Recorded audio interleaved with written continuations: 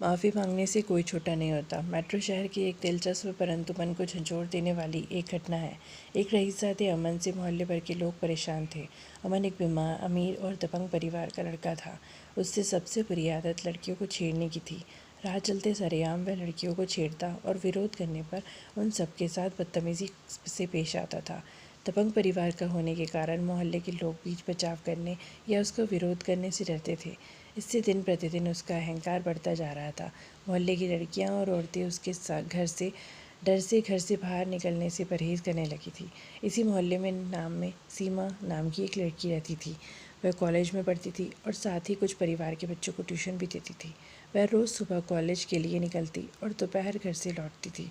मोहल्ले में एक तरफ जहाँ सीमा की सुंदरता के चर्चे होते थे और वहीं उसकी सादगी और बुद्धिमत्ता की भी तारीफ करते लोग नहीं थकते थे। अपने स्वभाव के मुताबिक अमन पहले तो कई दिनों तक सीमा को पीछा करता रहा और संकेत से उसे छेड़ता रहा, परंतु जब सीमा ने कोई उत्तर नहीं दिया तो गुस्से में उसने एक दिन कॉलेज से लौटते हुए उसका हाथ पकड़ लिया। अमन की इस हरकत से सीमा अवाक रह गई, परंतु इस दफ़ा भी उसने कोई प्रतिक्रिया नहीं दी। अमन की पकड़ से सीमा ने अपने आप को छुड़ाते हुए तेज़ी से घर की तरफ रुख कर लिया। कुछ दूर तक अमन भी उसके पीछे भागा, परंतु जल्दी सीमा एक गली की ओर मुड़कर अमन की नज़रों से ओझल हो गई।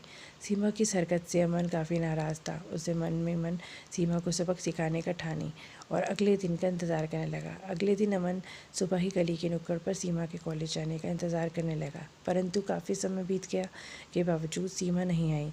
फिर अमन ने सोचा कि शायद वह उसके घर से डर से किसी और रास्ते से कॉलेज को निकल गई होगी।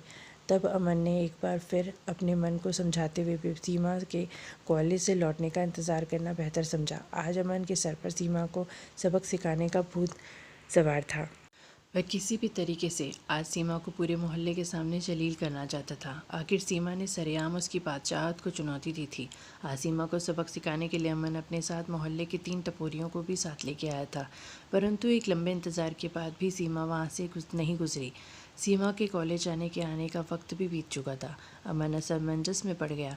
वह यह भी नहीं जानता था कि सीमा कहाँ रहती है और ना ही अपने अहंकार में वह किसी और से सीमा का घर के बारे में पूछना चाहता था। अपना मन उधेड़-बुन में ही था कि अचानक उसे सीमा सामने से आती हुई दिखाई दी। वह बहुत खुशी से उछल पड़ा और बीच सड़क पर आकर खड़ा हो गया। सीमा ने दूर से ही अमन को देख लिया था। इसके बावजूद वह डरी सहमी आगे बढ़ती रही।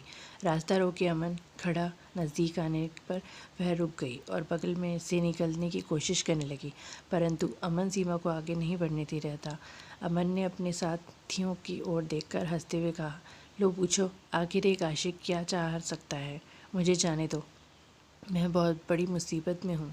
मुझसे टकराने पर सभी लड़कियाँ यही कहती है और बाद में मेरी बाहों में आने पर उससे मुसीबतों से छुटकारा भी मिल जाता है। तुम्हारी भी मुसीबत दूर हो जाएगी, बस एक बार।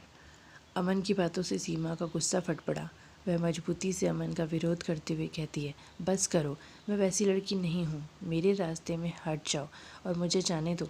मैं एक गरीब लड़की हूँ, मेरे पापा बीमार हैं, डॉक्टर को बुलाने जा रही हूँ। सीमा ने हिम्मत करते हुए एक ही सांस में सारी बात कह डाली। सीमा की बातों पर अमन और उसके साथी ठहाके मारकर हंसने लगे। अमन ने कहा, सभी लड़कियां ऐसे ही बहाने बनाती हैं, मगर आज मैं नहीं मानने वाला। तुम्हें तो मैं आज अपने साथ लेके ही जाऊंगा। अमन की बातों से सीमा सहम गई। उसने अमन की मंशा का विरोध करते हुए गिड़गिड़ाते हुए कहा, आज मुझे जाने दो, मैं अगर समय पर डॉक्टर को लेकर घर नहीं पहुंची तो मेरे पापा की मौत हो जाएगी। सीमा की बातों पर अमन थोड़ा ठिठका और दुरादा दिखाते हुए बोला, मैं किसी डॉक्टर से कम हूँ क्या? तुम्हारे पापा का इलाज मैं कर दूंगा। चल तुम्हारे घर चलता हूँ। अमन इस बहाने सीमा का घर भी देखना चाहता था, परंतु भोली भाली सीमा को अमन की यह चाल समझ नहीं आई और यह समझाते हुए कि अमन जब उसके घर की हालत को और उसके बीमार पिता को देखेगा तो उस पर तरस खाकर उसका पीछा करना और उससे तंग करना छोड़ देगा। अमन को अपने घर ले गई। सीमा के घर की हालत को देखकर अमन को जोर का झटका लगा। एक छोटा सा घर बेतरतीब फैलाओ सामान और घर के एक कोने में चारपाई में लेटा बूढ़ा शख्स। कुछ देर के लिए वहाँ खामोशी छा गई। इस खामोशी को सीमा ने तोड़ा। यही है मेरा घर। चारपाई पर मेरे पापा लेटे हुए। पापा बीमार है, माँ दूसरों के घरों में काम करने गई है। पापा की तबीयत ज़्यादा बिगड़ने के कारण मैं आज कॉलेज नहीं जा सकी। डॉक्टर को बुलाने जा रही थी, सीमा ने कहा। सीमा की एक एक बात अमन के दिल पर हथौड़ी की तरह वार कर रही थी। वह मूर्ति की तरह जहाँ था वहीं खड़ा रहा।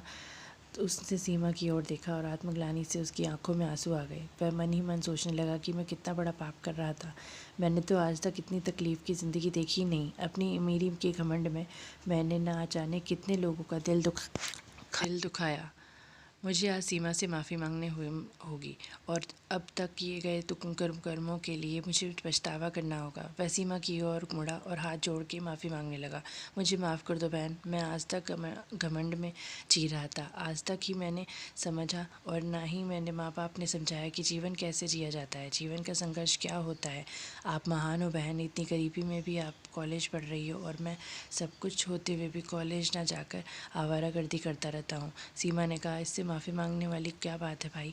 अगर मेरे कारण आपके हृदय में परिवर्तन हुआ है तो मेरे लिए इससे बढ़कर खुशी और क्या हो सकती है। जो आपने किया उसे भूल जाइए और नए जीवन की शुरुआत कीजिए। अपने जीवन को न सिर्फ अपने लिए जिए बल्कि दूसरों के सुख दुख में भी हाथ बांटना सीखिए। फिर देखिए अपने मन को कितनी संतुष्टि मिलती है। बहन, आपने ये ना सिर्फ मेरी आंखें खोल दी बल्कि जीने का एक रास्ता भी दिखाया है।